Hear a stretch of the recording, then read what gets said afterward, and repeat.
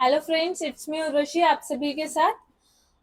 हम लोग आज आए हैं लेके एमएससी नर्सिंग और पोस्ट बीएससी नर्सिंग के एंट्रेंस एग्जाम की प्रिपरेशन, जो कि आप सभी लोग प्रिपेयर कर रहे हैं ऑलरेडी। हम थोड़ा सा आपको सपोर्ट करने आए हैं। यहाँ पे हम लोग आपके लिए कुछ मॉडल पेपर्स लेके आए हैं। हमने मॉडल पेपर फर्स्ट सॉल्व कर लिया था, हम आज उसी सीरीज में सेकंड पेपर लेके आए हैं, जिससे आपकी प्रैक्टिस दिन ब दिन और बेहतर हो सके, आप लोग अपना अच्छा परफॉर्म कर सके। और देखिए, जिस तरह आप प्रिपेयर कर रहे हैं, इन्होंने भी पिछले साल इन्होंने भी हमारे साथ ऐसे ही प्रिपरेशन की थी और अपने गोल्स को अचीव किया था। सो हम चाहते हैं कि आप लोग भी हमसे जल्दी से जल्दी जुड़े और जल्दी से जल्दी आप अपने गोल्स को अचीव करें। ये आप सभी के लिए अवेलेबल है। आपको अगर हमारे साथ जुड़ना है तो आप हमारे आरंभ बैच को ज्वाइन कर सकते हैं, जो कि आपको ऐप पे अवेलेबल है। आपको ऐप की लिंक मैं डिस्क्रिप्शन में दे दूंगी, या फिर आप यू प्ले स्टोर पे जाके ऐप को डाउनलोड कर सकते हैं।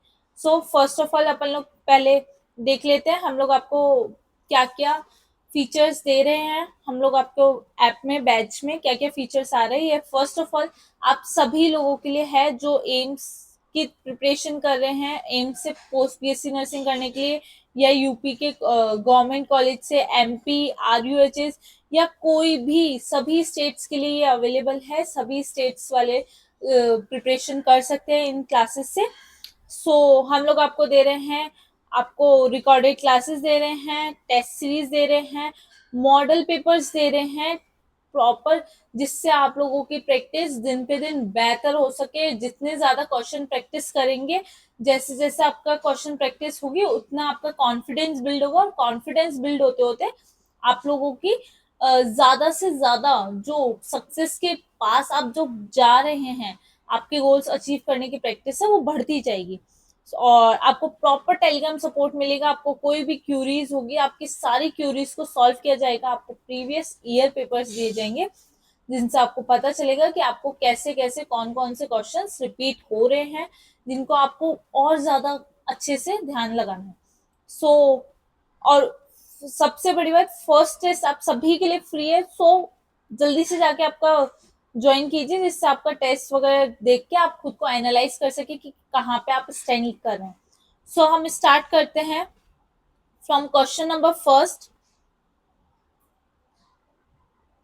Which type of hallucination which type of hallucination is most commonly seen in schizophrenia? schizophrenia में कौन से टाइप का hallucination देखा जाता है? कौन से टाइप का? इसमें क्या होता है कि किसी की बात करने की आवाज सुनाई देती है, नाम से बुलाना, जैसे कोई बुला रहा हो आपको, ये सब सुनाई देता है, या कोई कमांड देना। तो इसमें क्या होता है, ऑडिटरी, जिसमें अपन क्या बोलते हैं कि अपने को एक्स्ट्रा चीजें सुनाई दे रही होती है। ठीक है। Now question number second. The the inability the inability to recognize familiar objects despite intact sensory function is called? क्या बोलते हैं? एफेजिया बोलते हैं, एग्नोजिया बोलते हैं। एग्नोजिया बोलते हैं, जिसमें क्या होता है, जैसे आईज, ईयर्स, जो नॉर्मल टच होने के बाद भी अपने को जो पर्सन होता है वो आइडेंटिफाई नहीं कर पाता। ठीक है। तो इसमें क्या होता है, इनेबिलिटी होती है रिकॉग्नाइज करने की। ठीक है। नेक्स्ट, अपन लोग ने बात की थी, क्या क्या होता है, ये सबसे मतलब बहुत ज्यादा पूछा जाता है। Mood stabiliser, which mood stabiliser is commonly use in bipolar disorder? Bipolar disorder में कौन सा मूड स्टेबलाइजर यूज किया जाता है? कौन सा किया जाता है? अपने को ये देखना है। मूड स्टेबलाइजर मतलब सबसे फर्स्ट आता है लिथियम। ठीक है। मूड स्टेबलाइजर में सबसे पहले आता था अपना लिथियम। अब इसमें क्या करता है, ये करता है मैनिक एपिसोड्स को कंट्रोल करता है, प्रिवेंटिंग कराता है मूड स्विंग्स में। और मेंटेन करता है स्टेबल मूड्स को। ठीक है, तो अपना क्या आ गया, लिथियम आ गया।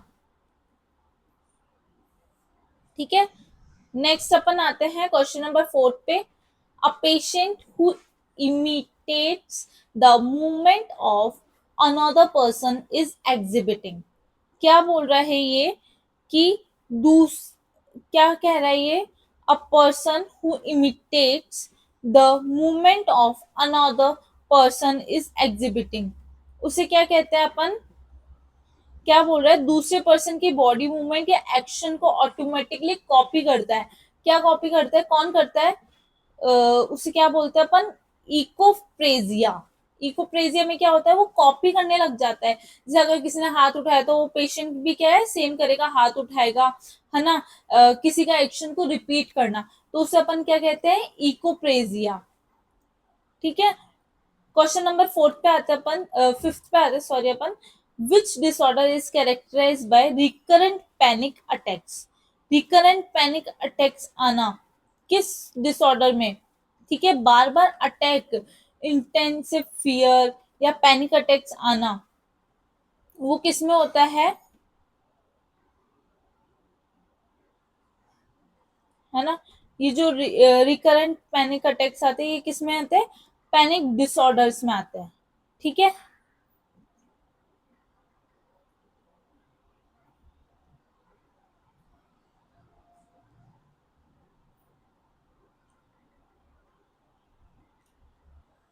the most common cause of dementia in elderly patient is, the most common cause of dementia in elderly patient। elderly patients में most common cause क्या होता है डिमनीशिया का, इसमें सबसे पहला कॉज होता है, जैसे बड़े लोगों में, एल्डरली पेशेंट्स में क्या होता है, भूलने की बीमारी हो जाती है, उन्हें कंफ्यूजन रहता है, डेली काम जो है वो उसमें डिफिकल्टी होती है ना, पर्सनैलिटी चेंज होती है, तो उसमें क्या होता है, भूलने की बीमारी में अपन क्या बोलते हैं, एल्जाइमर्स डिजीज होती है उन्हें। ठीक है, तो मोस्ट कॉमन क्या कॉज है डिमनेशिया का एल्डरली पेशेंट में, एल्जाइमर डिजीज की वजह से। ठीक है,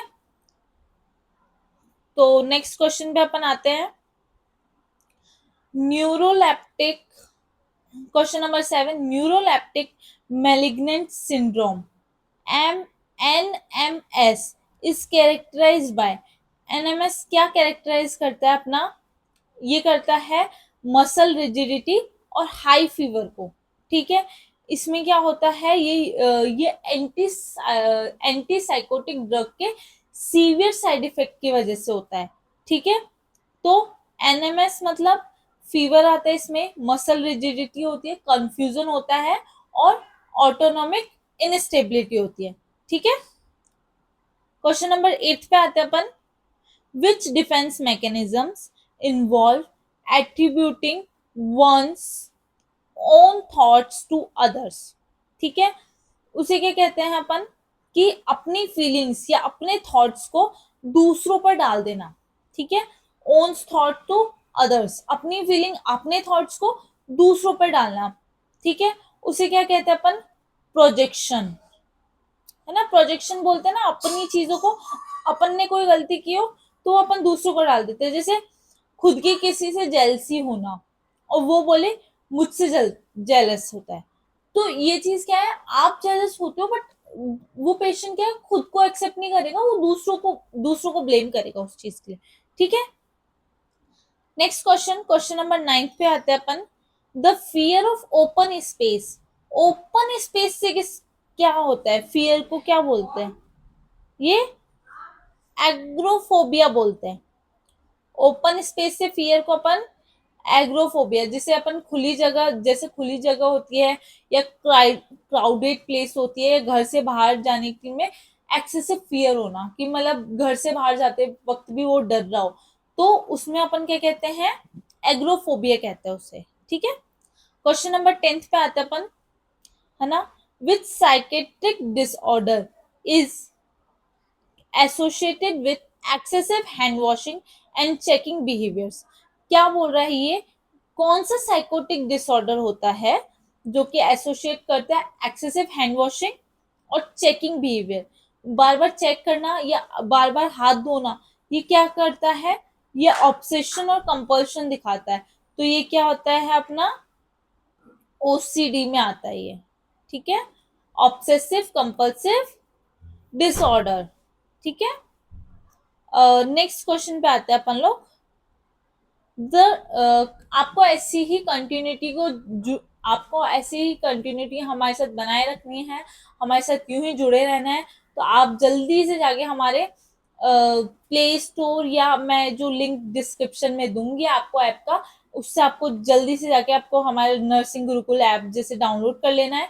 आपको इसमें प्रॉपर स्टेप्स भी बताए हैं मैंने कि आपको जैसे ऐप इंस्टॉल करेंगे तो आपको पता चलेगा कि आप एंट्रेंस एग्जाम के प्रिपरेशन कर रहे हैं, तो आप जल्दी से एंट्रेंस एग्जाम पे क्लिक करना। एंट्रेंस एग्जाम में आपको पता चल जाएगा कि आपको पोस्ट बीएससी नर्सिंग या एमएससी नर्सिंग का एंट्रेंस एग्जाम ले रहे हैं, तो आप उस अकॉर्डिंग अपने बैच को चूज करना और आपको वहां से आपको प्रॉपर गाइडेंस, प्रॉपर आपको क्लासेस वगैरह, रिकॉर्डेड क्लासेस वगैरह सब कुछ आपको वहां पे अवेलेबल है। आप एक बार जाके जल्दी से ज्वाइन कीजिएगा, ठीक है। आपको जिससे आपकी कंटिन्यूटी बनी रहे, आपकी प्रैक्टिस और बेहतर हो सके, आप जल्दी से जल्दी अपने गोल्स को अचीव कर सके, ठीक है। और हमारे साथ यूं ही आप अपने साथ हमारे साथ बने रहेंगे। सो नेक्स्ट क्वेश्चन पे आते हैं अब हम लोग। The drug the drug of choice for status epilepticus is, कौन सी ड्रग ऑफ चॉइस है? ये होती है डाइजेपाम। डाइजेपाम इसकी ड्रग ऑफ चॉइस है, क्योंकि it is quickly the stop करता है, ये कंटिन्यूस जो सीजर्स होते हैं उनको स्टॉप करता है ये, ठीक है। ड्रग ऑफ चॉइस होती है इसकी, ठीक है। Which symptoms is commonly seen in manic episodes, manic episodes में कौन सा सिम्टम्स देखा जाता है? कौन सा देखा जाता है? इसमें क्या होता है, increase self esteem. Self esteem patient में क्या होता है, ओवर कॉन्फिडेंस आ जाता है, ग्रैंड आइडियाज आ जाते हैं, इंक्रीज एनर्जी होती है। तो उसमें क्या होता है कि जो सेल्फ एस्टीम है वो उसकी बढ़ जाती है, ठीक है। तो इसका आंसर क्या आएगा अपना, इंक्रीज सेल्फ एस्टीम, है ना। ओके, सो नेक्स्ट क्वेश्चन पे आता है अपन। A patient speaking words that are invented by himself is showing, एक पेशेंट ने स्पीकिंग वर्ड्स, पेशेंट स्पीक करता है वर्ड्स को that are invented by himself, उसने खुद ने इन्वेंट किए होते हैं। उसे अपन क्या कहते हैं, वो खुद इन्वेंट करता है, नए मीनिंगलेस वर्ड्स बनाता है, तो उस जो सिर्फ उसी को समझ में आते हैं पेशेंट को, तो उसे क्या कहते हैं अपन, नियोलॉगिज्म। नियोलॉगिज्म जो न्यू वर्ड्स इन्वेंट करता है जब पेशेंट, है ना।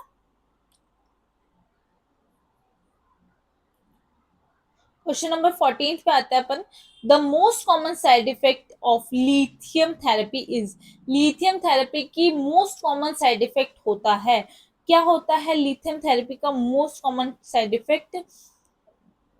ये होता है वेट गेन। वेट गेन इसका मोस्ट कॉमन साइड इफेक्ट होता है। क्यों होता है वेट गेन में, क्या होता, मतलब इसका मोस्ट कॉमन साइड इफेक्ट होता है वेट गेन, ठीक है।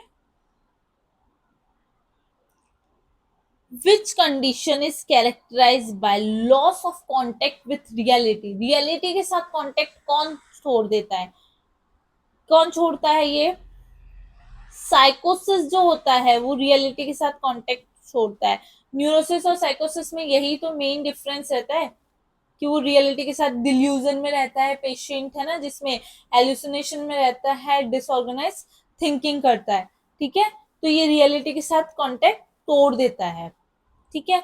अब अपन क्वेश्चन नंबर 16 पे चलते हैं। क्वेश्चन नंबर 16 क्या कह रहा है, cognitive therapy was developed by, cognitive therapy किसने दी थी? ये दी थी अपने को आरोन बैक ने, ठीक है। आरोन बैक ने कॉग्निटिव थेरेपी दी थी अपने को, ठीक है। नेक्स्ट क्वेश्चन पे आते हैं, क्वेश्चन नंबर 17 अपना। A patient who remains motionless and maintain awkward posture for hours is experiencing, a patient who remains motionless, एक पेशेंट है वो क्या करता है, मोशनलेस बहुत देर तक, है ना, स्टेबल है, बहुत देर तक रहता है एक ही पोस्चर में, है ना, मेंटेन ऑकवर्ड पोस्चर, और बहुत कम हो जाती है ना, और उसकी मूवमेंट बहुत ज्यादा कम हो जाती है, ठीक है। तो उसको क्या बोलते हैं अपन, कैटाटोनिया, ठीक है। मतलब वो रिजिड सा ही हो जाता है, मतलब उसकी मूवमेंट भी कम हो जाती है ना। वो क्या होता है, एक प्रॉपर एक पोस्चर में बैठा है तो बैठा ही रह गया, तो वो क्या होता है उसमें, कैटाटोनिया में होता है। Question number 18, which personality disorder is associated with lack of empathy and violation of others right, ठीक है। कौन सी पर्सनैलिटी डिसऑर्डर है, ठीक है, जो कि एसोसिएटेड करती है lack of empathy and violation of others, others के साथ वायलेशन करना अदर्स के राइट पे, तो वो क्या होता है, एंटी सोशल पर्सनैलिटी डिसऑर्डर, जिसमें क्या होता है, लैक ऑफ एम्पैथी होती है, वायलेशन ऑफ अदर्स होता है, अग्रेसिवनेस होती है, मैनिपुलेटिव बिहेवियर होता है, और नो गिल्ट होता है, कोई गिल्ट नहीं होता इन सब करने के बाद भी। तो किस में होता है, एंटी सोशल पर्सनैलिटी डिसऑर्डर में। क्या आंसर नंबर बी होगा इसका। Selective serotonin reuptake inhibitor are mainly used to treat SSRI